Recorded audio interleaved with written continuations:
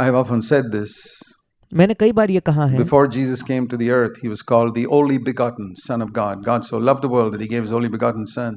जब यीशु मसीह इस पृथ्वी पर नहीं आया था या इस पृथ्वी पर आने से पहले बाइबल कहती है कि वो परमेश्वर का इकलौता पुत्र था। जैसे बाइबल हमें बताती है कि परमेश्वर ने जगत से ऐसा प्रेम किया कि उसने उसके लिए अपना इकलौता बेटा दे दिया।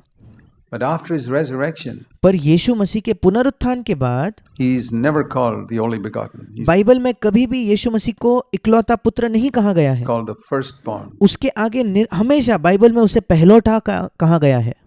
The firstborn. You know the difference between only son and firstborn son? उसके आगे उसे हमेशा पहलौठा कहा गया है। क्या आप इस बात के बीच में अंतर जानते हो कि पहलौठा होना और इकलौता पुत्र होना? There was a time in my life when I had one son, I'd call him the only son. मेरे जीवन में एक ऐसा समय था जब मेरा एक ही बेटा था और मैं उसे अपना इकलौता बेटा कहता था। Then I had other sons, then he became the firstborn son. फिर मेरे और बेटे जब हुए तब ये पहला बेटा मेरा पहलौठा हो गया।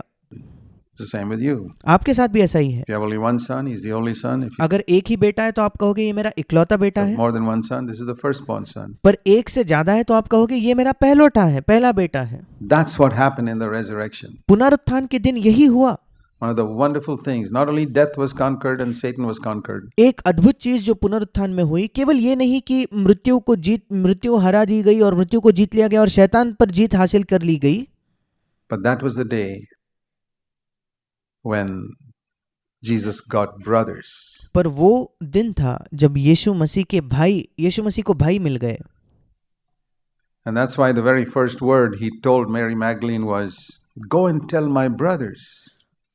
He never said that before in all his life on earth. इसी वजह से जो पहले शब्द यीशु मसीह ने मगदलिया मरियम से कहे वो ये थे कि अब जाकर मेरे भाइयों को बताओ। अपने पूरे जीवन काल में कभी यीशु मसीह ने ऐसे शब्दों का प्रयोग नहीं किया था। But on the day of his resurrection, he said, "Go and tell my brothers." पर उसके पुनरुत्थान के दिन वो कहता है जाकर मेरे भाइयों को बताओ। What he told the 3 days earlier, the Last Supper, what he told his disciples were, "Till now I have called you servants, now I call you friends." Okay? 3 दिन पहले अंतिम भोज के समय यीशु ने कहा था कि अब तक मैंने तुम्हें सेवक कहा है, अब मैं तुम्हें अपना मित्र कहता हूँ। That's one step higher. ठीक है, वो एक कदम ऊपर आ गया। Servants and friends. पहले दास या अभी मित्र, But he didn't say, "You're my brothers." पर उस दिन भी उसने ये नहीं कहा कि तुम मेरे भाई हो। But after the resurrection, he said, पर पुनरुत्थान के बाद "My brothers." उसने कहा मेरे भाई, Go and tell my brothers जाकर मेरे भाइयों को that बताओ I'm ascending to my father and your father. कि मैं अपने पिता के पास और तुम्हारे पिता के पास We जाता both have हूँ। the same father now. हम दोनों का अब एक ही पिता है। Amazing verse in Genesis, in John chapter 20. अद्भुत वचन है ये यूहन्ना उसके 20 अध्याय में। He spoke to Mary Magdalene. उसने मगदलिया मरियम से कहा, And that means that I have now become a younger brother of Jesus Christ. इसका ये मतलब है कि अब मैं यीशु मसीह का एक छोटा भाई बन गया हूँ। Romans 8:29 also says that. Romeo 8:29 भी यही बात हमें बताता है। He predestined us that we might be conformed to the image of his son, that he might become the firstborn among many brothers. क्योंकि जिन्हें उसने पहले से जान लिया है उन्हें पहले से ठहराया भी है कि उसके पुत्र के स्वरूप में हो, ताकि वो बहुत भाइयों में पहलौठा ठहरे। So what is the consequence of that? और इसका नतीजा क्या है, इसका परिणाम क्या है? God, there's no partiality. That means whatever he does for one son of his, he will do for the other. परमेश्वर के पास कोई पक्षपात नहीं है। जो वो अपने एक बेटे के लिए करेगा वही वो दूसरे बेटे के लिए भी करेगा। Whatever he did for Jesus, he will do for me. जो भी उसने यीशु के लिए किया वो मेरे लिए भी करेगा। You know, that thought revolutionized my life. क्या आप जानते हो इस वचन ने मेरे जीवन को पूर्ण तौर पर बदल दिया। इस विचार ने मेरे जीवन को पूर्ण तौर पर बदल दिया।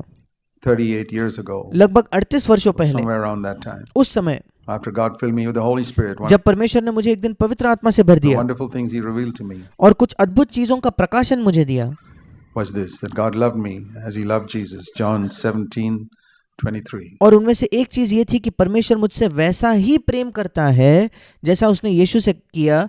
यूहन्ना 17 उसका 23 वचन, That he loves me as he loved Jesus.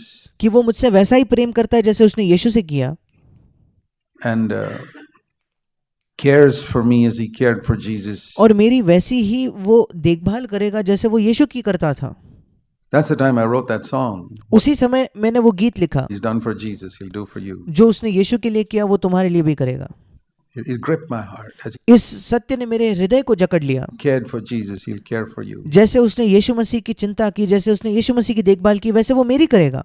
As He helped Jesus to live an overcoming life, He'll help you to live an overcoming life. जैसे उसने यीशु की सहायता की एक जयवंत जीवन जीने में, वो मेरी सहायता करेगा जीवन जीने में। Whatever it is, as He helped Jesus to forgive those who killed Him, He'll help you to forgive those who harm you. चाहे कुछ भी क्यों ना हो, जैसे उसने यीशु की सहायता की कि जिन लोगों ने यीशु की हत्या की उन्हीं को यीशु ने क्षमा किया, वैसे वो आपकी भी सहायता करेगा कि आप उन लोगों की क्षमा कर पाओ जिन्होंने आपको तकलीफ दी या चोट पहुंचाई। Whatever He's done for Jesus, He'll do for me. जो भी उसने यीशु के लिए किया वो मेरे लिए करेगा।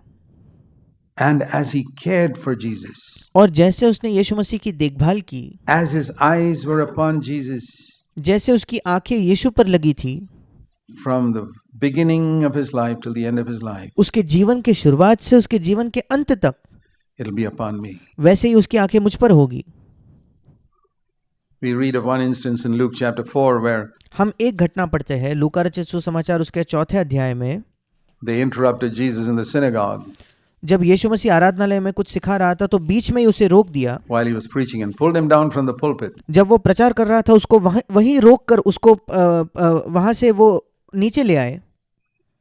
Imagine, it's never happened to me. I mean, they've stopped me preaching after one day, but और पुलपिट से उसे नीचे खींच लाए। मेरे साथ ये कभी नहीं हुआ है। ये हुआ है कि एक दिन के बाद मुझे प्रचार करने से मना कर दिया गया, never pulled me down from the pulpit. That happened to Jesus. He was so radical. पर कभी यीशु के कभी पुलपिट से मुझे नीचे नहीं खींचा, पर यीशु के साथ ये हुआ क्योंकि यीशु मसीह इतना उग्र था।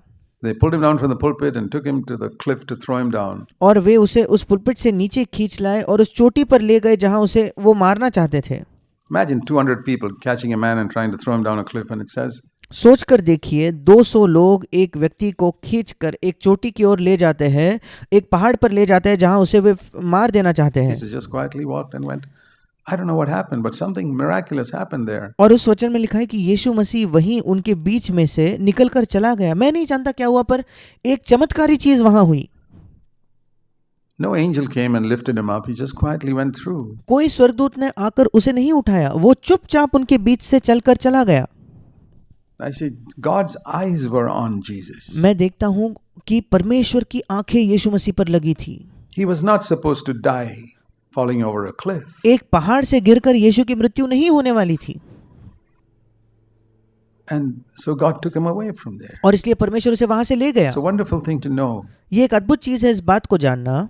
And when he was in a boat and there was a storm and it looked as if they'd all die of drowning, जब वो किसी जहाज में था और एक आंधी आई और ऐसा लगता था कि सब लोग डूबकर मरने वाले हैं। no, the storm was still because Jesus was not supposed to die of drowning. वो तूफान जो है, वो आंधी जो है थम गई क्योंकि यीशु मसीह डूबकर नहीं मरने वाला था।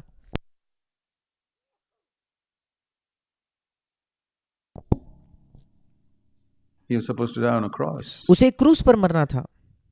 So it's wonderful to know that so many things can happen, but if that's not the way I'm supposed to die, it's not going to happen to me. और ये बहुत अद्भुत है इसे जानना कि कई चीजें हो सकती है मेरे जीवन में, पर अगर मैं वैसे नहीं मरने वाला तो इनमें से कोई भी चीज में मेरी मृत्यु नहीं होगी।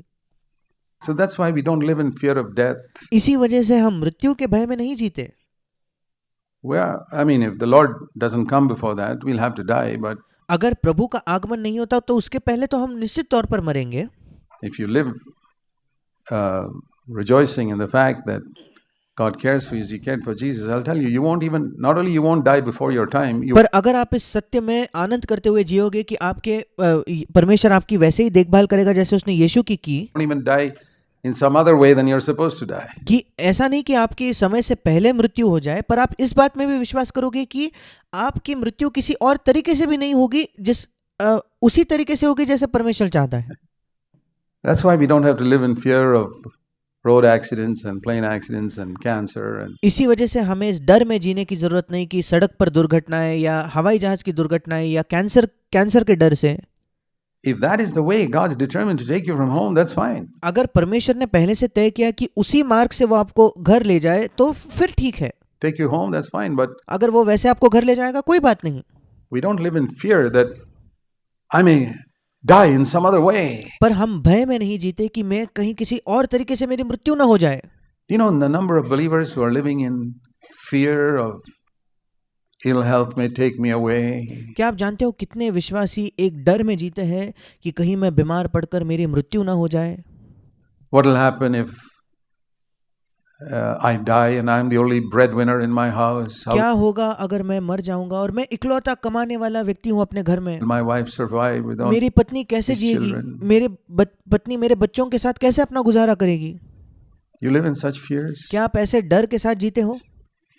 The people of the world have to live in such fears. संसार के लोगों को ऐसे डर के साथ जीना होता है, But we have a Father पर हमारा एक पिता है whose eyes were upon us when you were a little dot in your mother's womb. जिसकी आंखें हम पर तब थी, आप पर तब थी जब आप अपने माँ के गर्भ में एक तिनके के समान थे, Who determined the number of your days. जिसने अपने आपके जितने दिन होने वाले पृथ्वी पर वो पहले से तय किए थे, Before even you were born. आपके जन्म से भी पहले।